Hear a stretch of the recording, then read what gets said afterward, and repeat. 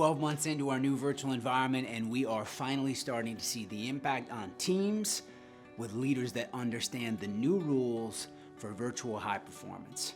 The question on every leader's mind is, how do I help my people feel seen, heard, connected, engaged, and a part of something larger than themselves, all while being isolated at the kitchen counter, the dining room table, or the spare bedroom in the basement? It is the challenge and the opportunity of the moment. And in this week's episode of The Future of Work, we will talk about the most important thing that you can do, the most powerful thing you can do to keep your team aligned and engaged despite the distance.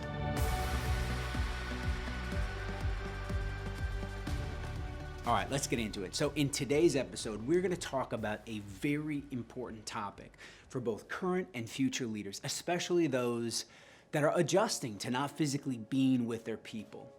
And over the past few weeks, when I think about the number of requests that we've had for virtual leadership support, it's gone through the roof. And we had to sort of take a step back and ask why. Why is this happening now?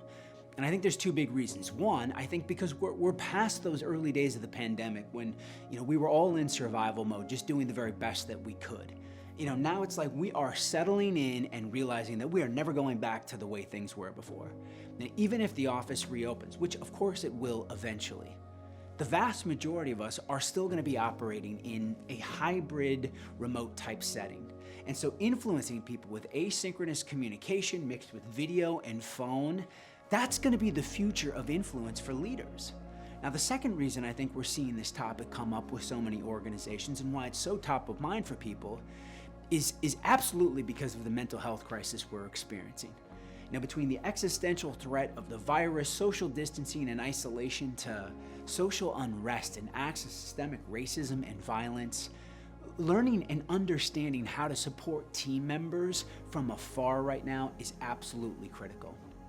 And as leaders, I think we often believe that we need to have all of the answers. We need to do the talking, right? Because that's the role that we're in. But the secret right now to connect with your team is often found in the opposite, in listening.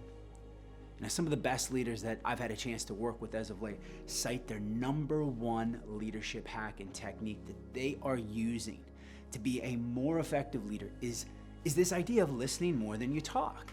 Now, of course, that sounds like common sense, listening more than you talk. Oh, wow, this is like revolutionary. But the truth is, it's a very hard thing to grasp because for many leaders, we're so used to talking all the time to people. People want to hear from us. Leaders, they're sitting at the top of the organization. They're responsible for strategy. They're responsible for setting the tone, talking, communicating, sharing, delegating, dictating all the time.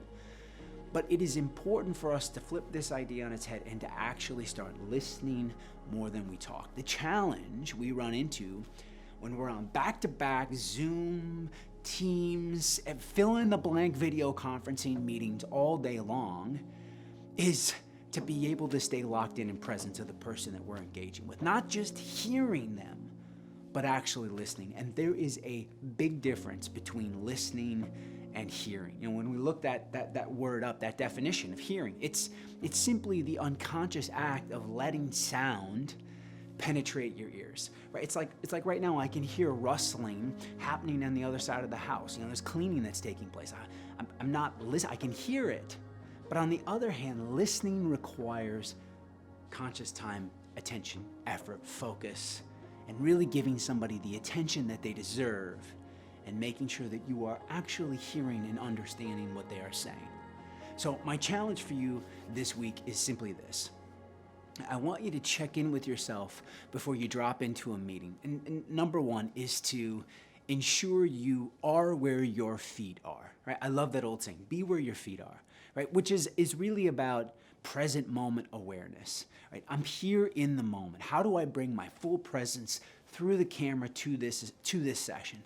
And the second thing to really ensure that you're actually listening and not just hearing others is I love to use a technique that I picked up from Chris Voss, the ex-FBI hostage negotiator and author of Never Split the Difference. His beautiful technique called mirroring.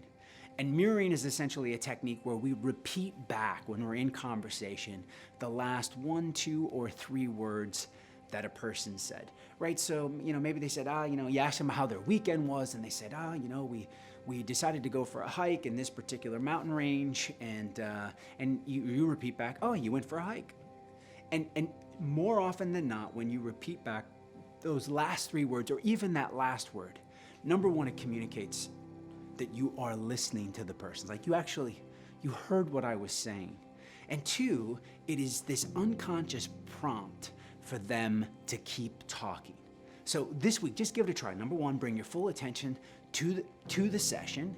And three, be tuning in and listening and pick up those last 1, 2, or 3 words in their sentence and just try repeating them back to them. Use that mirroring technique and watch how much more depth you get in your conversations. Even watch the person's energy as they feel like you're really truly engaging and caring about what they have to say.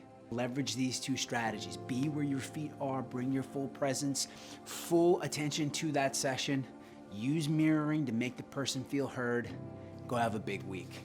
My name is Seth Mattison. Remember, the future is what we make it.